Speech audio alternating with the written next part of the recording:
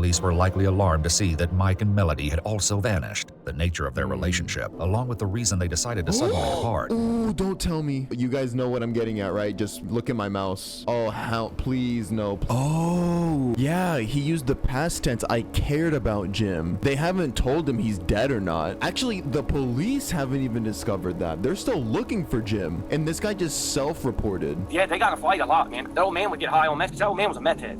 And he'd get high on meth and stuff, and him and Michael would get into it, hot and heavy. It was like Battle of the Crackheads then? What about anything between you and your dad? Nothing at all. As odd as this line of questioning may sound, there was a very good reason investigators were asking. I'm scared. I'm scared. Brace yourselves. It was like two old men fighting over this girl, this 18-year-old. Brandy also alleged that Mike's mother Denise was not only aware of the incestuous relationship, but had purchased lingerie for Melody. Oh, what the? Oh, y'all were right. They're all weird. They're all weird. Is that his head? Here's a bit of skull cap. Oh.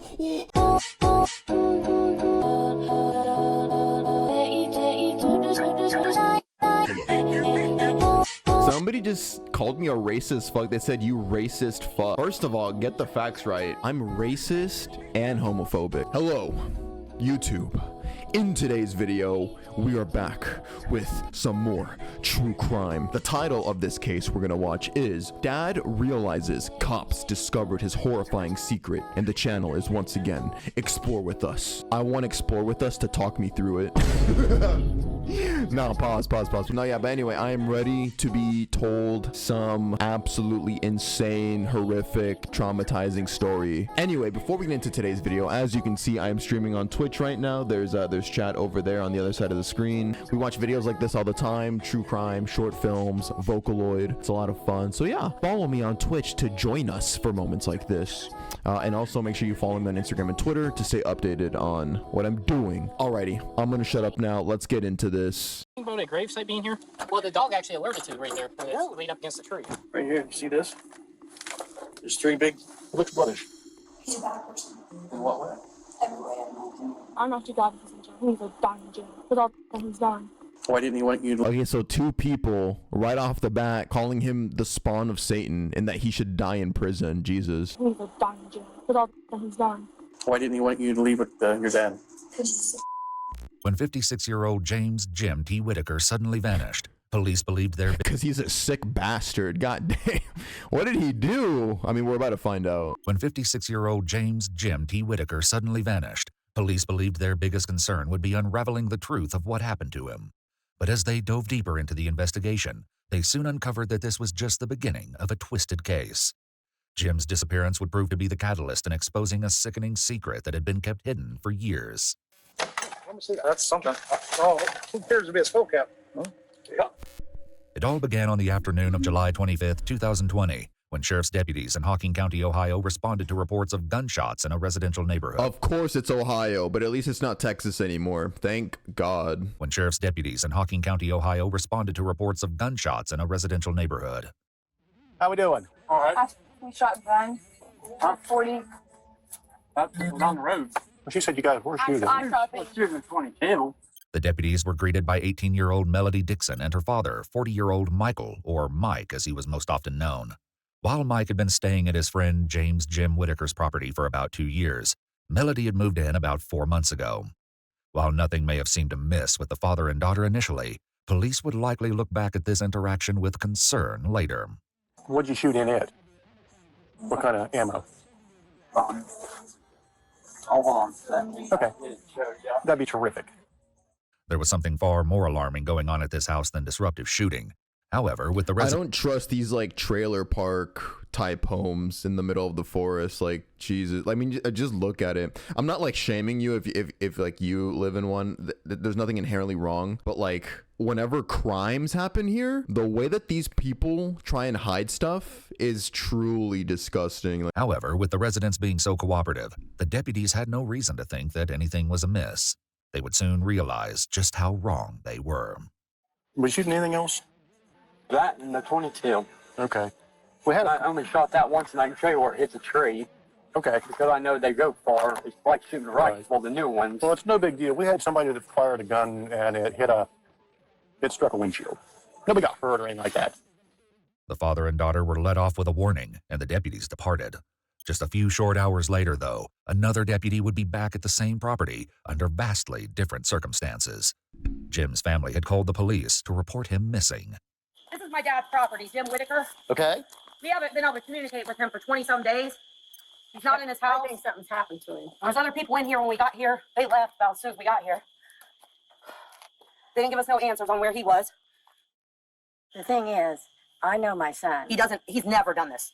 56 years old. He's never just disappeared. Right.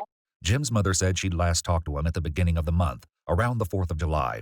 They frequently spoke. Wait, I'm so. How old is Jim? Did they say 6 years old? And had said she Son. He's never done this. 56 years old. He's Oh, never 56 years old. My bad. just disappeared. Right. Jim's mother said she'd last talked to him at the beginning of the month, around the 4th of July. They frequently spoke and had made plans to check in with each other the next day. But Jim never answered the phone again. Oh, okay, my bad. This is Jim. Okay. And he vanished. Alrighty.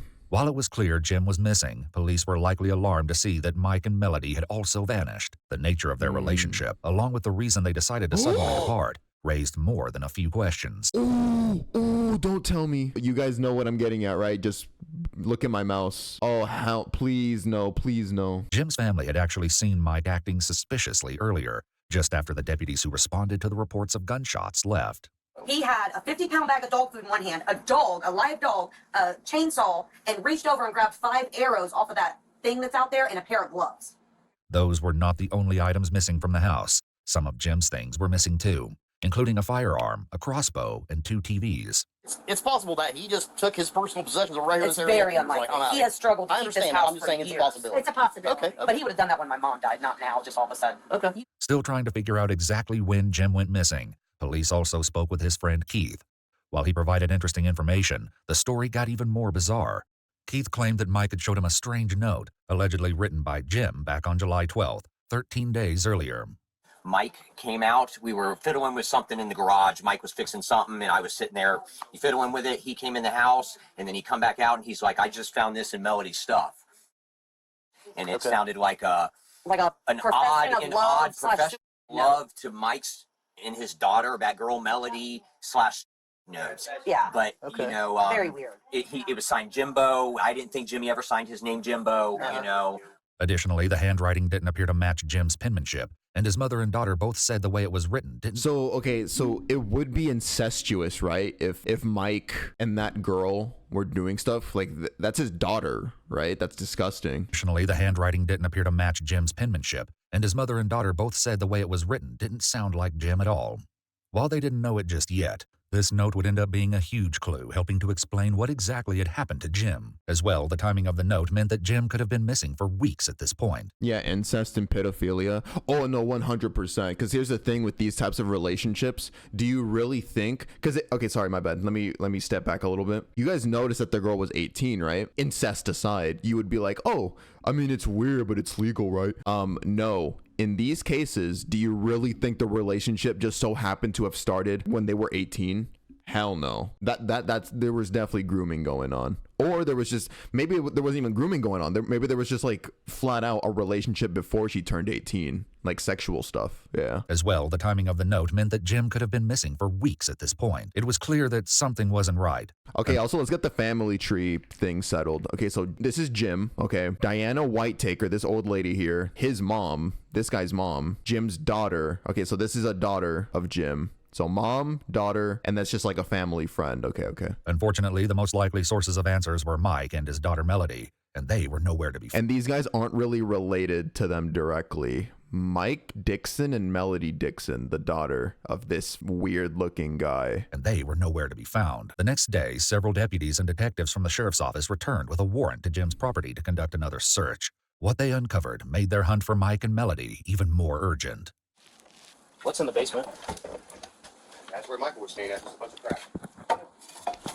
I would definitely Where what? I definitely wear gloves. It's dirty. Who kicked in the door? Me. I'm just trying to determine what was like it and what was new, that type of thing. But that door has never been locked. Never ever. So Mike can put that on there. You know why? No, I have no idea why. When the officers entered the basement and saw the conditions, they quickly realized that this would not be an easy search. One thing, however, likely stood out to them right away. Mike and Melody were both supposedly living here, but there was only one bed.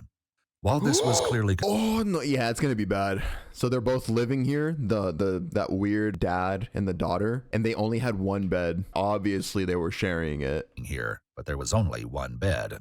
While this was clearly concerning, it was only the tip of the disturbing iceberg when it came to Mike and Melody. Smells like feet. I think they smell. But so I think I could smell it a while ago. No blondies.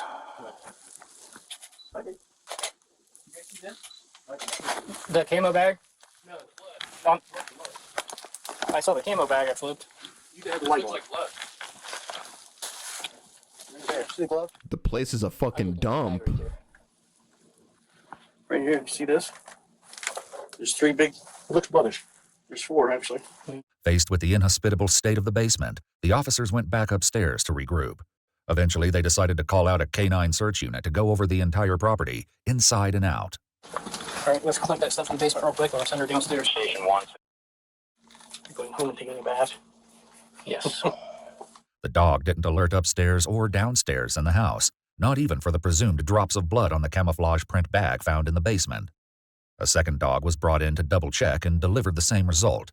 While this may have seemed promising when considering Jim's fate, it wouldn't for long. The investigators swabbed the item and took it as evidence just in case, before expanding the search to the great outdoors. Nothing? How close does he have to be, depending on...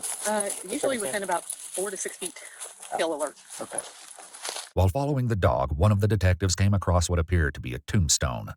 Here, the canine alerted, which it was trained to do only if it detected the smell of human remains. Did you guys hear that? That dog was specifically trained to detect the smell of human remains. Before they could start digging, Jim's daughter returned to the scene.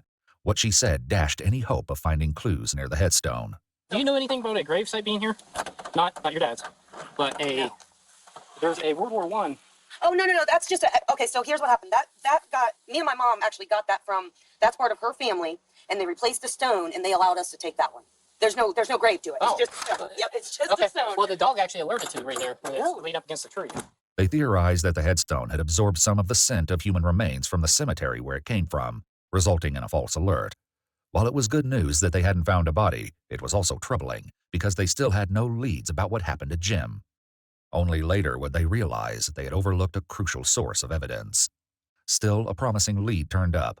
On a property just a few miles down the road, the investigators stopped by to chat with a man named Kenny who knew both Mike and Jim. Kenny! Sheriff's office. How are you? Look for Mike. Huh? Michael Dixon. What about him? Looking for him. He ain't seen him for a couple days. Sure about that? Positive. All right. Okay, his car's right there. I know it is. So let's not do something silly if you're not telling the truth. Oh, I'm telling the truth. Okay, so when did he drop his car off? I guess last night, but I wasn't here. My girlfriend was here then. Okay, can I get a look at it? Oh, I don't care. All right. Apparently, Mike left his car behind because it was leaking transmission fluid. However, that was the only explanation he offered before taking off again. When looking through the back window, the deputies could see the chainsaw Jim's daughter said Mike took from the house. Mike's mom and stepdad, Denise and Frank Specie, lived just down the street from where Mike had left his car. Okay, so these are the parents of Mike, the suspected creep. Okay. When they headed over to the Specie house, the investigators found not only what they were looking for, but also would soon discover that multiple... That's him! That's him! But also would soon discover that multiple members of the Dixon family were hiding things, even if some of them didn't know it. Mike? Mike? There's a bear. Yeah, he's got a warrant for that. You can take it there. Okay. I want you to take a couple hits off that cigarette. You just can't hang in your mouth, keep smoking it if you want. That'll help you out.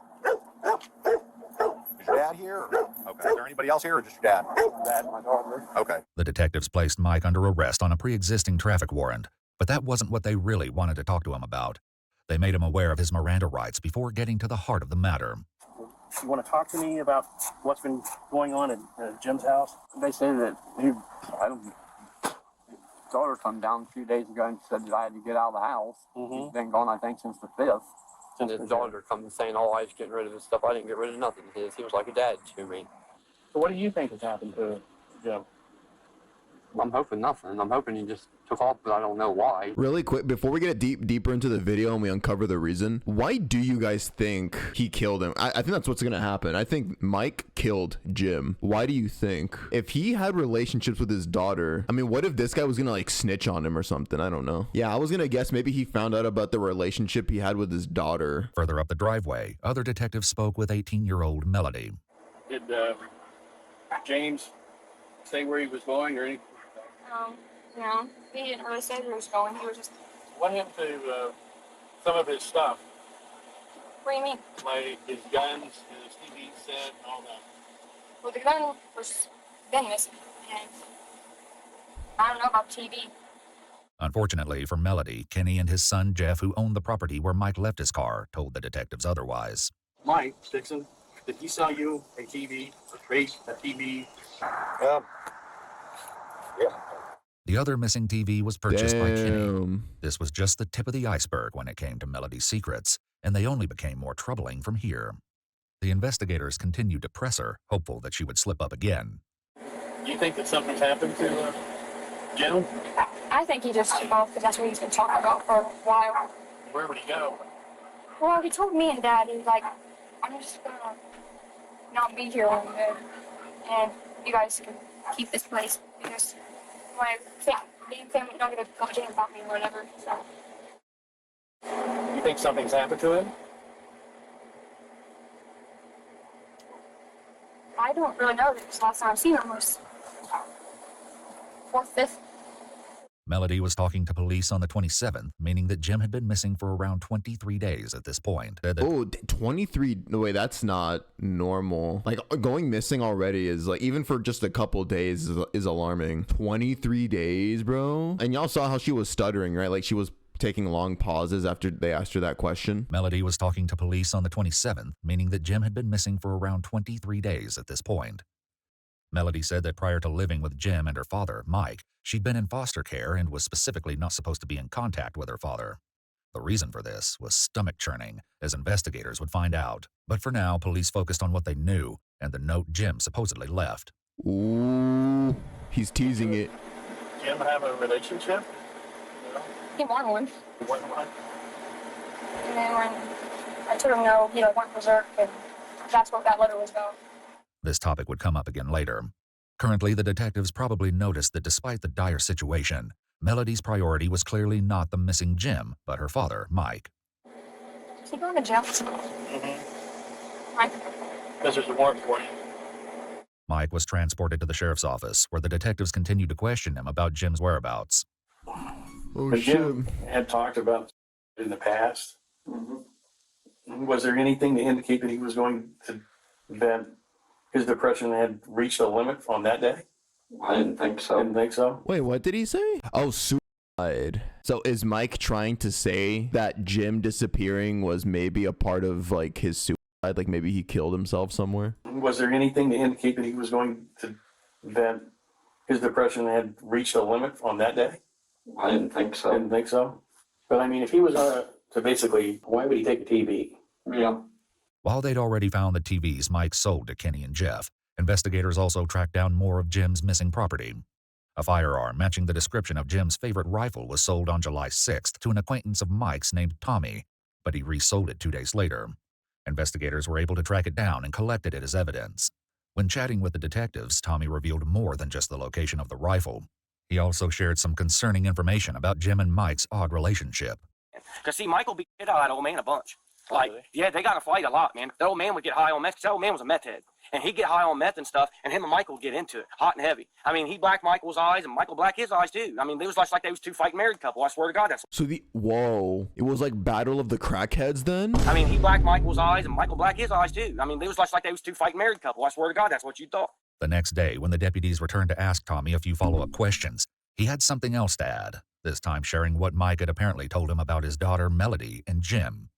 He had said that he had caught his daughter and him in bed. I asked him. That's on my kid asked him right in my living room 2 days before you guys arrested him. I asked him if he did it. And here's his exact reaction when I asked him. He was like, no, man, I didn't do it like that. Like, eating, like, how you put that? You know when somebody's being sarcastic? So Mike is now saying it's actually Melody who was it was actually Jim who was in bed with Melody. In that case, Jim would be the weirdo in this video. This guy's the weirdo. I mean, how old was he? 60? And he's in bed with like this 18-year-old girl? That's what my kids asked him right in my living room 2 days before you guys arrested him. I asked him if he did it. And here's his exact reaction when I asked him. He's like, no, man, I didn't do it like that. Like, like, how you put that? You know when somebody's being sarcastic? Like, you know, like you can see in their voice and hear that, you know, he knows more than what he was saying. Everything Tommy shared was concerning, and investigators' suspicions only increased when they spoke to some of Jim's neighbors.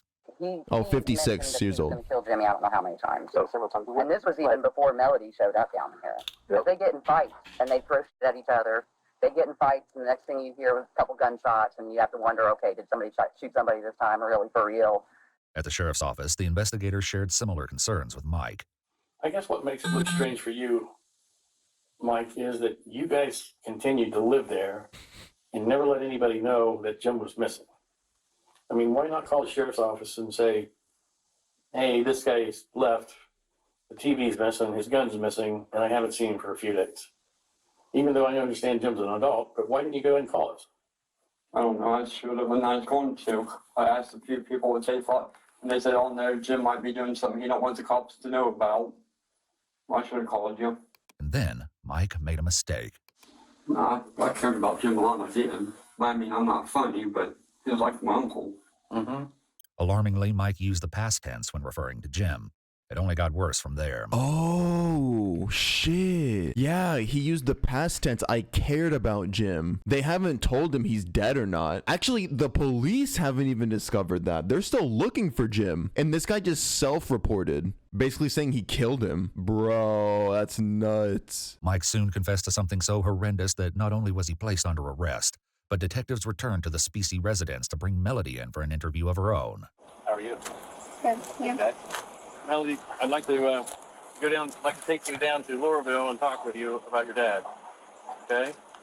You okay to go? You're not under arrest. You're not under arrest or anything like that. We want to go down and just have a conversation with you in a nice private area. Melody agreed to go back to the station. Once they got there, the detectives made her aware of her Miranda rights before finally getting down to business. And what I would like for you to do is talk with us about the incident that occurred with Mr. Whitaker, about what your dad has told us. Are you willing to talk to us? Do you actually have a recording of him saying that? Sure do. Could you check the recording first and then you took I don't have the video with me. So I guess you have to go out online right now. Well, I don't know if what you're telling me is correct or not. wouldn't you want the family to have closure? You think that James deserves to be laying out? Not good people in my opinion. Pardon? They're not good people, so why would I want them? They're not good people. I don't know. So you don't care about James? No, I don't say. Well, he's a bad person. In what way? Every way, in my opinion. In every way? In I mean, what way would that be? Dad was just trying to protect me. Why do you say James is a bad person? Yeah, this. We got in front of us and so Dad had to leave, but I wasn't having to leave. And he was screaming. I tried to sneak the F out, well, I had a direction, like really bad, so I went to the ramp steps to sneak up the direction. And he grabbed me. And I was like, what the heck? And he just screamed to Dad, so he get that out. And I went to go, I was like, well, let me leave then, and I went to go away from him. Why didn't he want you to leave with your dad? Because The investigators would return to the quandary of why Jim didn't want Melody to leave. I'm sussed out still. So this is the 18-year-old, right? And Mike told people in the neighborhood that he found Jim, the old dead guy, in bed with this 18-year-old, right? I'm not buying that. I'm kind of sussed. Yeah, I'm kind of sussed out. So they're all just disgusting people, basically. It was like two old men fighting over this girl, this 18-year-old, to crack. The investigators would return to the quandary of why Jim didn't want Melody to leave, and this discussion would reveal what could be the key to understanding this nightmare situation. So you guys were arguing. I need to hear, okay? So he has hold your wrist? yeah, her arms were still before me and then she bent me over. And I wasn't thinking, I just went to the back and then he went out for Grab you by your throat? and asked me to look over and so yeah. This wasn't the full story. Melody was leaving out some of the most chilling pieces, but for now, detectives had no choice but to turn to Mike, who told them a similar story, resulting in his arrest. Not only that, but he also agreed to go back to the property and reconstruct the crime scene for police. I told him I was going down the stairs to get my gun, and I went and got my gun. Come up? Yep. That's when Melody was coming out of the thing. I could hear them scruffling a little bit. What were they saying anything to each other?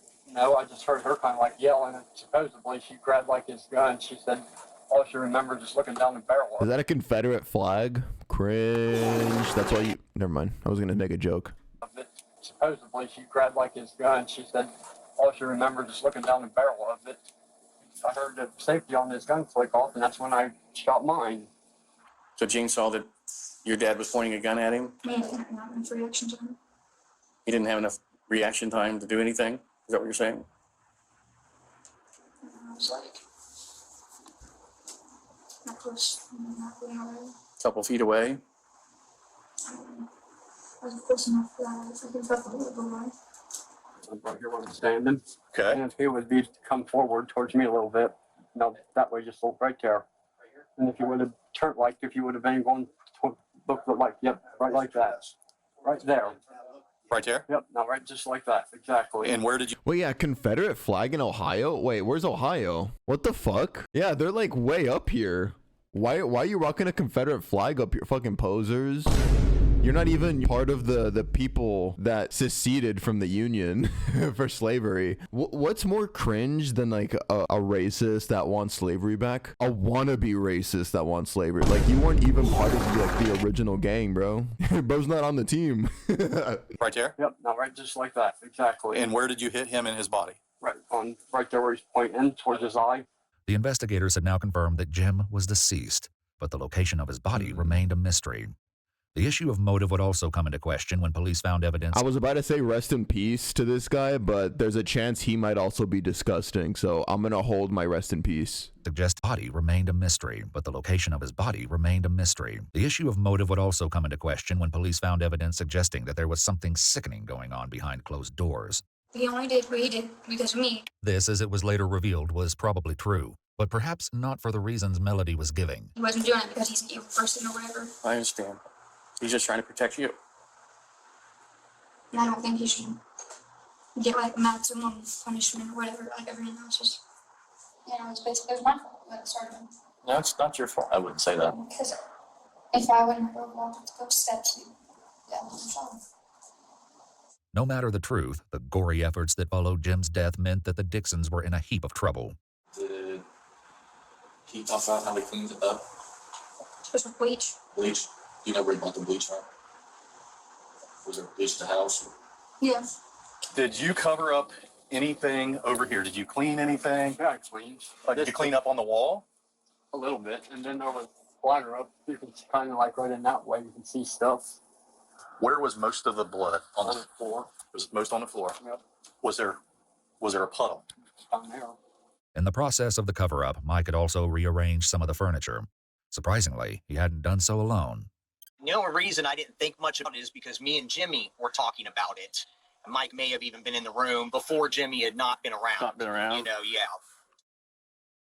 Well, we just actually rearranged stuff around and, you know, maybe threw away trash or stuff like that. Nothing was cleaned. Makes me feel crappy or sick to think if Jimmy was around in any way, shape, or form, you know, dead even or whatnot when I was up there.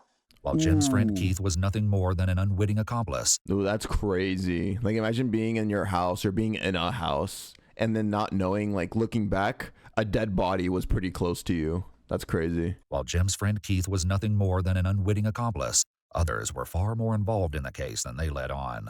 Back with Mike, the officers moved the refrigerator into its original position so Mike could continue his reconstruction of the scene.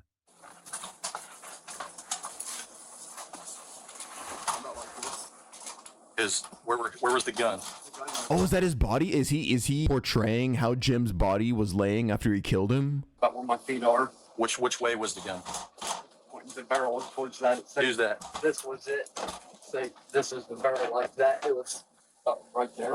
Was it laying on him? Right there. So where's the butt of the gun? That's the butt of the gun. I took when I come up here and I took my finger that way. Kicked it out, and then what? And then I reached down and like I told you, seeing if he had any pulse. Okay. And then what'd you do? Where was Melody? Over there. About where that baseball bat's at. Once again, Melody filled in more of the missing details. What kind of clothes did you have on at the time? My graduation dress. Graduation dress? What color? White. What did you do with it? Pretty sure my dad burned it. Because it had stuff on it. While Melody believed her father burnt the dress, he never admitted to it. When the dress was burned, however, was an entirely different matter. Jim's neighbors provided a little more insight. We were sitting here just enjoying our 4th of July, and Melody comes walking down the driveway, and she stood there and asked if we had any gas that she could buy from a gas can. And what she was wearing that day, we all noticed that it looked like it had a blood stain on the middle of it. About that big around. When examining Jim's financial records, the investigators noticed that his debit card was used at a gas station on the 4th of July. This very well could have been the last place Jim had gone, but they also probably had to wonder if this transaction was made by Melody or Mike using his card. Unfortunately, they never found out, as the gas station footage had already been recorded over. But something else Melody said in interrogation clued the investigators in on who else may have known about the crime, and lied about it as well. Wait, so she's lying too? Is everybody bad people here? Are they all bad guys? The fuck? They're all freaky. They're all weird. Is your family like Frank, or is he married? Are they supporting you? I mean, are they being nice to you at least? Me and my grandpa. Your grandpa? Frank. Frank? Okay, that's your grandpa. Okay. Have you tried to talk to him about it so that they understand what you're going through? I mean, yeah, I don't really talk to my grandpa. But the other ones, you can't really trust him. Mike also revealed that he told his stepdad, Frank, about killing Jim. This was about to be a big problem for Frank, as the police headed back to the Specie house a third time. Okay, so this is Frank, a.k.a. Mike's stepfather. Okay. Being told, I want you to understand something. I've already talked to Mike. I've already talked to Melody. They both indicated to me that they talked to you and told you of the involvement of James' death, or Jimmy, if that's what you want to call him. When did he tell you this, and how did he tell you this? Was it right after it occurred, or a day or two afterwards? So when they come here, I thought he shot at him. I didn't know. You just said he shot him. Shot at. Shot at. That's all. That's the way it was phrased to me. Okay, and he didn't say, "I killed him." No. He didn't say, No. "I buried him. I get rid of the body." No. Anything like that. No. Because that's when I would have gotten a hold of somebody and found out what was going on. Because I knew Jimmy years ago. Did he try to bring a weapon here? No. Any kind of gun at all? Handgun, long gun? Not that I've seen. Frank was granted a reprieve for now. But when police eventually got to the truth, Frank would be facing some... He knows more. He knows more. He's hiding. He's hiding the full truth. But when police eventually got to the truth, Frank would be facing some serious consequences. Hot take as a dude, if you have tits, you should not be shirtless. Hey, they're not ready for that, Gabe. They're not ready to hear that, Gabe. Melody shared. Still, it didn't take long for those consequences to begin. Something else Melody shared had the potential to land the family back in hot water. What happened to Mike's gun? I don't know this information because. Did he give it to Frank? No. I don't even think he's allowed to have guns in the house because he has on disability or something. Melody was right. Mike didn't give the firearm to Frank. He gave it to someone else in the family. This meant it was time for a fourth visit to the Specie house. No, I do my job. Yes. What's your name, ma'am? I'm Tanisha. Are You're Tanisha? you? No, Denise. Denise. Oh, I was Yes. say Tanisha is an odd name. She has a weird vibe to her. She has a really weird vibe. No, Denise. You're Tanisha? No, Denise. Denise. Oh, I was say Tanisha is an odd name. Different name. What was in the house, Denise? My husband. That's my right. son. Is that John. John? John, he's in the shower. Okay. Can you have Frank come out as well? And I'll talk to you two just for a second, and then get you apprised of what we're doing here. By this point, Frank likely knew what was coming. How about this? Yeah. Here's what's happening right now. Jump scare. What the fuck? Where did he come from? Frank likely Where did he come from? Ew, look at that stance. knew what was... Bro, why is he low-key serving cunt? He's like... with his big-ass beer belly. I said beer belly. By this point, Frank likely knew what was coming. How about this? Yeah. Here's what's happening right now. We're here for a search warrant of your residence. Okay. Officers make everyone come outside so they can speak with them. Mike's mother, Denise, was visibly distraught. I just found out about this. yesterday. I had a phone call. Well, we've got a lot of explaining to do to you and all that stuff. But like I said, there's a process we have to follow. All right? She only became more upset when one of the officers tried to read her Miranda rights. Okay. I never been through anything like this. Okay. Listen, this is nothing. This isn't you, you know. Okay? Okay. Meanwhile, once Mike's brother John... That's giving guilty, by the way. I'm so, even if she's innocent, that reaction right there, based on all the videos and all the true crime shit we've watched together, that's giving guilty. That's giving me guilty. It's setting off my radar. This isn't you, you know. Okay? Okay. Meanwhile, once Mike's brother John was out of the shower, the deputies took him aside and advised him of his Miranda rights, even though he wasn't under arrest. Essentially, there's only one question that I really need to ask you. Gun. Correct. Where is that gun at? Get it out of my trunk. It's in your trunk? Yes, sir. You know, the question is Michael brought you the gun. I bought the gun from my brother before any of this ever happened. He kept asking me to borrow it. He wanted to go hunting with it. And then he showed back up with it that morning. I didn't know yet. He just showed up with it. Here's your gun back. The suspected murder weapon was exactly where John said it was. John had something else to share, besides the location of the weapon. This has been brewing. Jimmy and Michael have been threatening to shoot each other for 2 years. The reason why things had escalated now, rather than any other time, was nothing short of scandalous. Did Michael tell you that he shot and killed Jimmy? No, he did not personally tell me. He did not. He didn't personally tell you, but did anybody in secondhand tell you? I am willing to plead the fifth on that. Ooh, that never sounds good. Choosing to plead the fifth on a simple question. That's sussy, bro. That's sussy. John chose to plead the fifth. He did not get in any legal trouble. In addition to sorting out who knew what about the crime, police still needed to locate Jim's body and try to work out the true motive for his death. Both tasks would be far trickier than anyone bargained for. What happened then with James' body? I was part of that. My dad made me go downstairs and go to bed. So he told you to go downstairs? Well, he and walked me out downstairs, and because I was like shocked. And he kept screaming my name, but I wouldn't move. He messed me up, grabbed me, and brought me downstairs, and like helped me in bed and told me, so stay down here for a little while. And hey, stop calling me a monkey in chat. like helped me in bed and told me, so stay down here for a little while. And I fell asleep. Mike provided firsthand horrific details of what happened next. He was right here. I took him and I slid his head over this way. I put the sled right here beside him, took him, rolled him over, got a hold of the sled, put it here and rolled him over onto it and rolled him out the door. The sled Mike used was a deer sled, frequently used by hunters to haul heavy game home. The story only got grislier from there. So when you woke up, was all the blood and everything cleaned up? It was already gone? Mm-hmm. So you didn't know where any of that stuff went to? Yes, he burned it. Did you ask him or did he just tell you? Well, he told me the night before I was going to go take care of everything and burn it. You never actually witnessed how the body was dragged out of the home? How it was removed or anything No, like because he that? didn't want me to know. He didn't want me He didn't want you to watch? She's lying. She's lying. He knew once he pulled the trigger that he did that. And he shouldn't have done it. While Melody and Mike both insisted that she didn't help clean up the crime scene, police likely found it hard to believe that Mike could have pulled off the entire cover-up without help. Melody was also in trouble for lying to the police when they first asked her if she knew what happened to Jim. As a result, she was placed under arrest for obstruction of justice. While Mike was doing his walkthrough and reconstruction of the crime, Melody was also brought over from the jail to do her own on-site interview. While there, she saw her father for the first time since his arrest.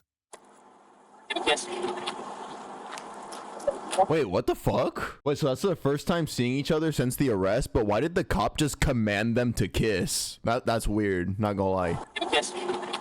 Give him a kiss.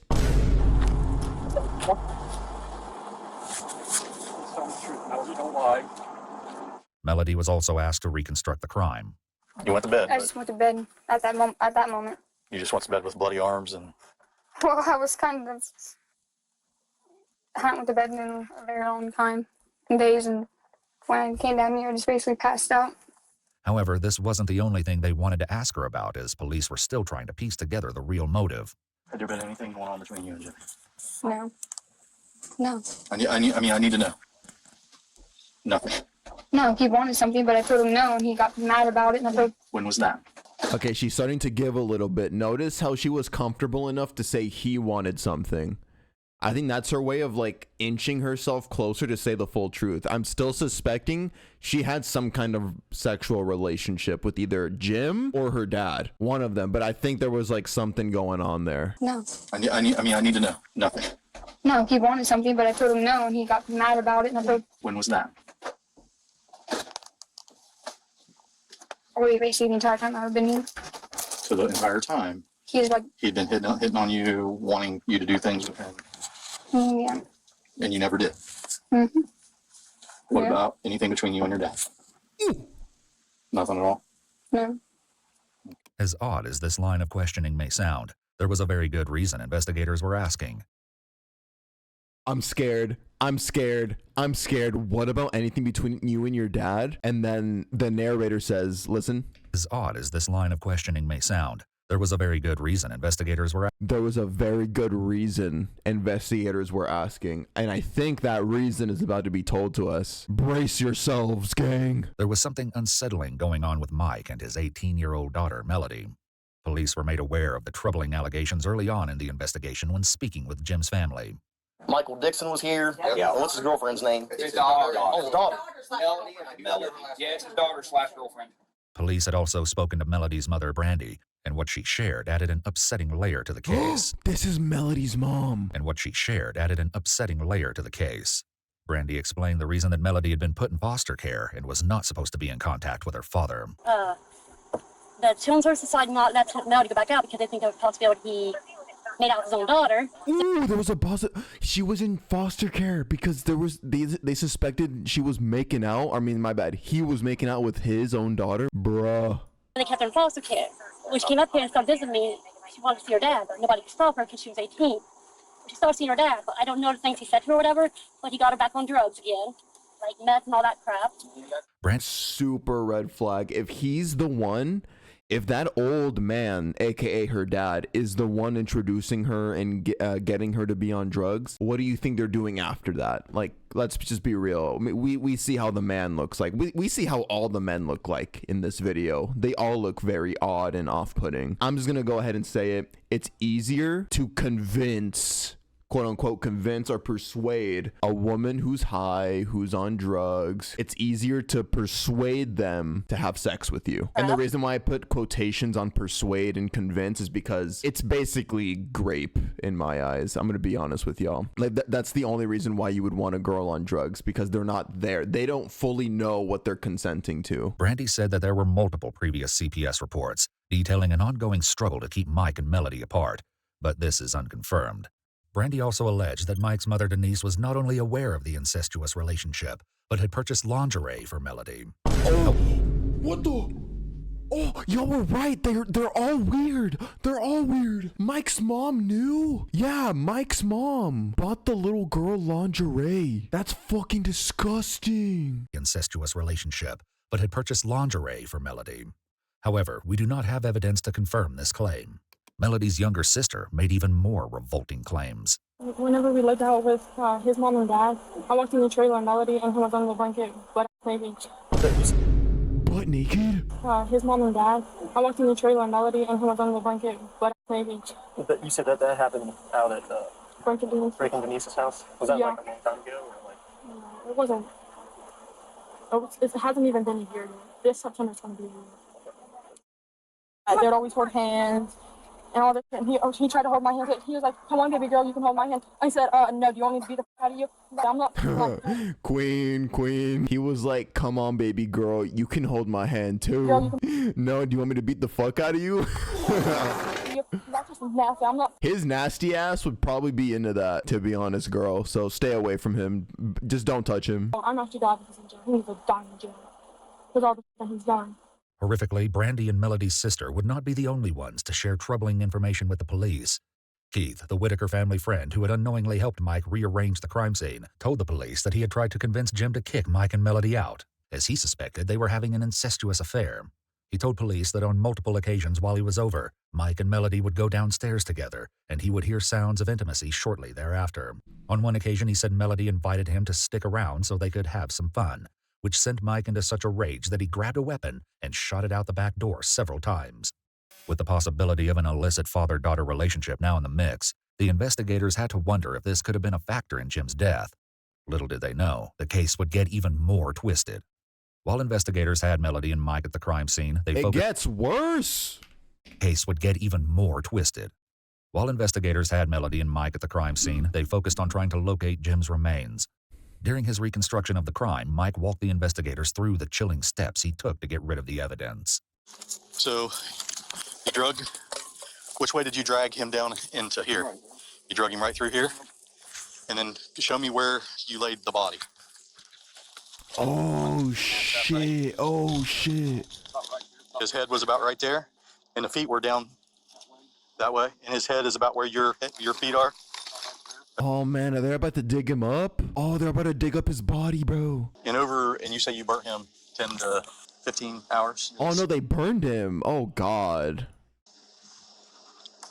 And this whole time you were using wood, sticks, accelerant? Clothes. Really not the only time I used any accelerants when I first started it. Mike also said that he burned Jim's cell phone, multiple shotgun shells, and other spent casings. Like, how much stuff was piled on top of him, on top of the body? He's just guilty as fuck, obviously of murder, but like initially I feel like he was gonna try and go for a self-defense claim, but nah, bro. Like if you go through this much effort to hide a body and dispose of it, I mean, he burned it for hours and burned his phone too. Nah, like you lost, bro. Like you're going to jail. Mike also said that he burned Jim's cell phone, multiple shotgun shells, and other spent casings. Like, how much stuff was piled on top of him, on top of the body? Probably a foot or two. A what? Foot or two. So you got a foot or two on top of him. You light him. You throw tires on after it's going. Wood. And you just kept throwing that stuff on there? For a little bit, not all that long. Then once I got it going, I went in the house. Okay. Did you stir it around? Fluff him up, let's say, like you'd fluff a fire up? Once. You did? Did you see his body then when you fluffed it? Did you come out and make sure that he was gone? Dude, just imagine the smell of like a burning that's disgusting. A burning corpse. You get a look at it to see if there's anything left? No. The investigators were inclined to believe Mike, as they'd already found a way to substantiate his claims. Oh, they're digging him up. Is that his head? Let me see. That's something. Oh, it appears to be a skull cap. Oh, I called it. It's a skull. Appears to be a skull cap. Huh? Yeah. Is that hair right there? Or the more of that rope I could have. That looks more like hair. Yep. Looks like him. Landry. There's some more. The initial investigators and the K-9 units had passed over this very burn pit without alerting. Along with the bone shards, the investigators also found a bone with what looked to be medically implanted scaffolding. Jim's doctor confirmed that the device could be consistent with the spine surgery Jim had years ago. But it still wasn't over. According to Mike, there was another place that needed to be searched for the rest of Jim's remains. Just a few days after Mike and Melody were arrested, the sheriff's department decided to pay Mike's stepfather, Frank, another visit. Oh, the stepfather, remember how he said he lied, basically saying he knew nothing about it, that the son told him nothing about what he did. Oh. All right, so this is what's happening. I think he's gonna end up getting jail time. Yeah. Pay Mike's stepfather, Frank, another visit.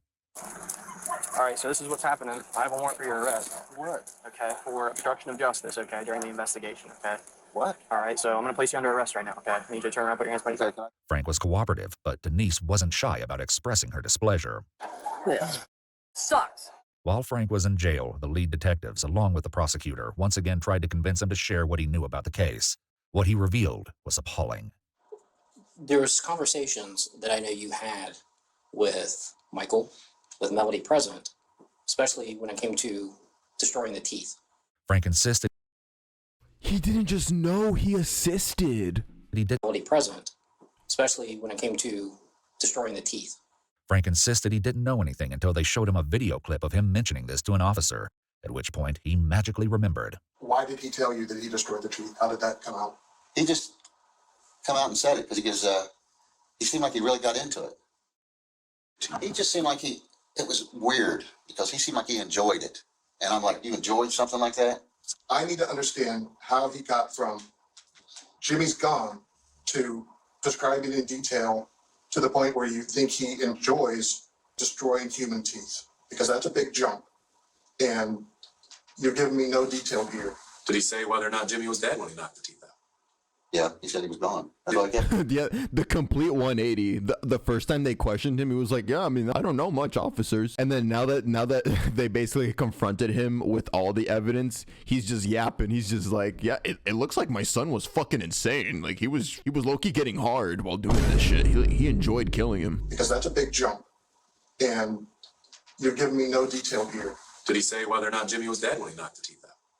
Yeah, he said he was gone. That's all I kept saying. He was gone. He didn't say nothing about him being dead. He's gone. After learning this, the detectives brought Mike back out for another walkthrough and enlisted his help to find what might remain of the teeth and the jawbone he said was kept with it. What was it in again? A bull.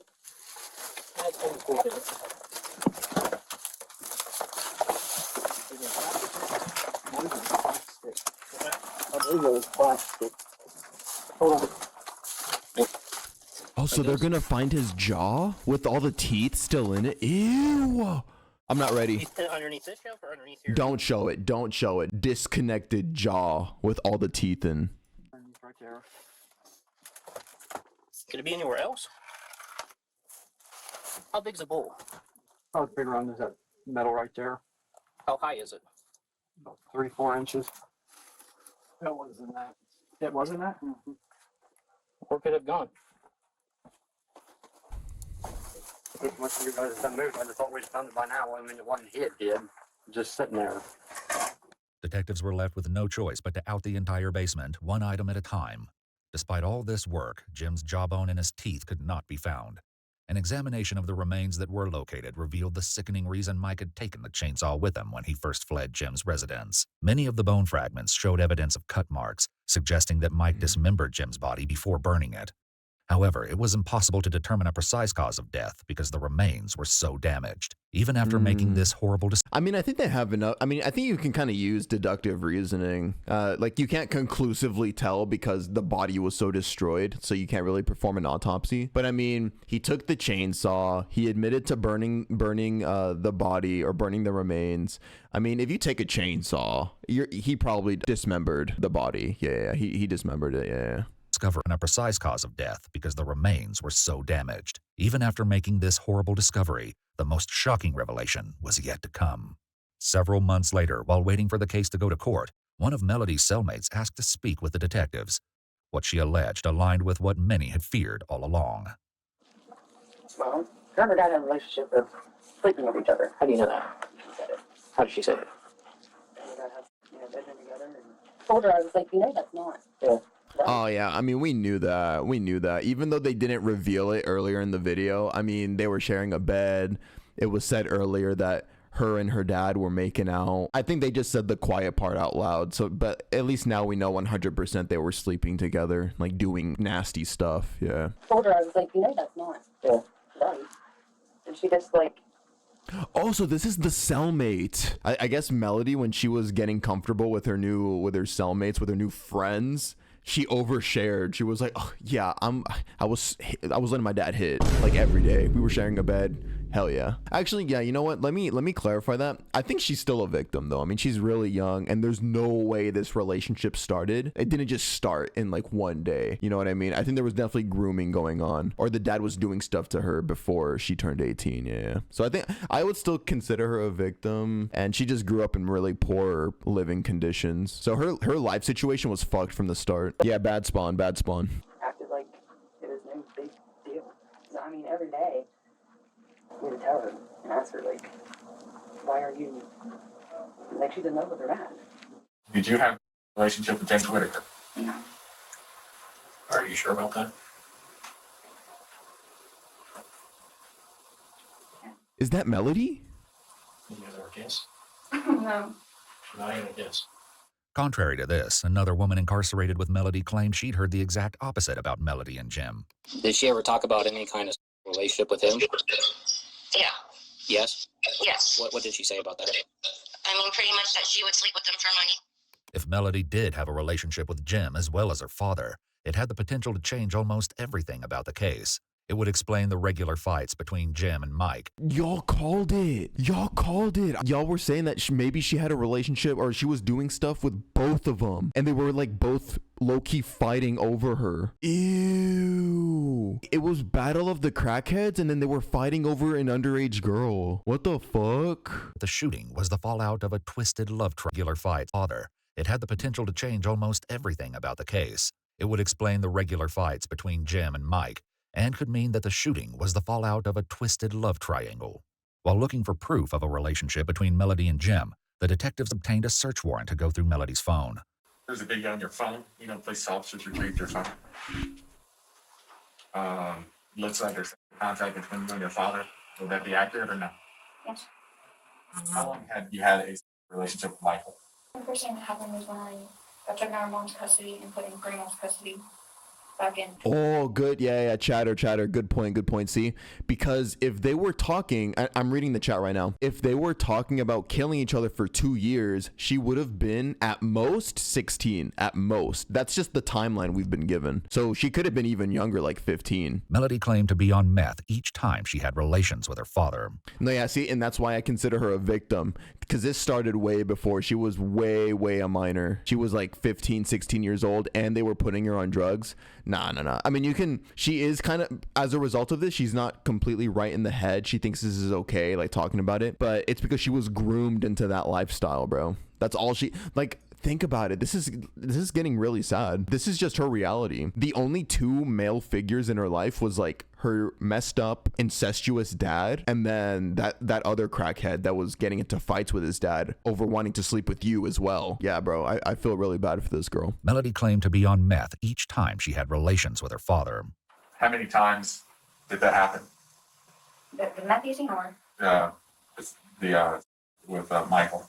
When I was 16, like between 4 and 6 times. Disturbingly, this had taken place at the Specie house. While she just confirmed it. She was 16. Melody's grandparents. As Melody's confession continued, it only became more upsetting. And how many times after that did it happen when you weren't at your grandmother's? Like, did that start to happen when you started to live with him and James? Yeah. About how many times? I don't know what I can count. For like years of my life, whenever you try to say no, and then like men are on top of you and you can't push them off, and then whenever I would tell my dad no, he would stop and he would respect that. So that's why I thought it was okay, because he always stopped. I said no. You realize it wasn't okay? You know that now? You also realize it wasn't your fault? Because it wasn't okay. It was not okay. Hey, that's a good interrogator right there. Props to this guy for stopping what he's saying right now and just taking a moment to remind her that it's not her fault. She was a little girl, bro, 15, 16 years old. It wasn't your fault. He's a grown-ass man, you know better. In 2021, Michael Dixon was sentenced to life in prison for murder, along with 3 years for tampering with evidence and 16.5 years for engaging in corrupt acts. He will not be eligible for parole until 2070. Ooh, he's fucked. At which point he would be 91 years old. I mean, he's cooked. He's cooked. Honestly, at that point, just live the rest of your days in prison until you die, bro. At which point he would be 91 years old. Melody, meanwhile, was convicted on 2 counts of obstruction of justice and 3 counts of tampering with evidence. She was sentenced to 9 years in prison and will be eligible for release in 2029. I'm a little conflicted on this. She did obstruct. I don't think she deserves that much. What, did she do anything to kill the guy? No. I think she definitely deserves some time, but I think 9 might have been too much, honestly. I think 5 years would have been better, and then after that, like, do like some kind of service work or rehabilitation shit, you know what I mean? Because clearly she was groomed. And she's a big victim in this. So I don't know. I think 5 years max would have been better. And then after that, kind of like put her in some kind of temporary institution to help her integrate back into society. Because her mind is fucked, dude. Like, she was groomed. Her sense of right and wrong and what's normal was messed up by the men around her. She was sentenced to 9 years in prison and will be eligible for release in 2029. Finally, Frank was convicted on one count of obstructing justice. He received credit for time served and 5 years on probation. Despite these convictions, we still don't know the full truth about why Mike killed Jim or the exact date of Jim's death. These factors will remain a mystery until either Mike or Melody reveal these final secrets. Well, yeah, that's the end of that. There's not much more I can really say. I think I kind of already laid out my opinions on both of their sentencing. No, yeah, I think the girl, honestly, I don't know. It's kind of tricky. 9 years, that's a lot, dude. Yeah, 5 years would have been more appropriate. And then after that, just like help her integrate, like undo the brainwashing that was done to her. You know what I mean? Yeah. Oh, yeah. Overall, just a really bad case, awful case, disgusting case. Yeah. I mean, at least at the end of the day, justice was kind of served to everybody. There was really no good people in this. They were all weird, especially the mom. This dude's mom, this creep's mom, bought her granddaughter lingerie to smash his her son. That's disgusting. What the fuck? Like she was okay with her son smashing his own daughter. Like that's disgusting. Yeah. Let's not forget about the mom. I mean the grandma. Sorry. There was like no good people in this. Anyway, that's a video. Sorry to make you guys watch that very disgusting, weird, unfortunate case. Thank you so much for watching, YouTube, and I will see you guys in the next video. Peace out.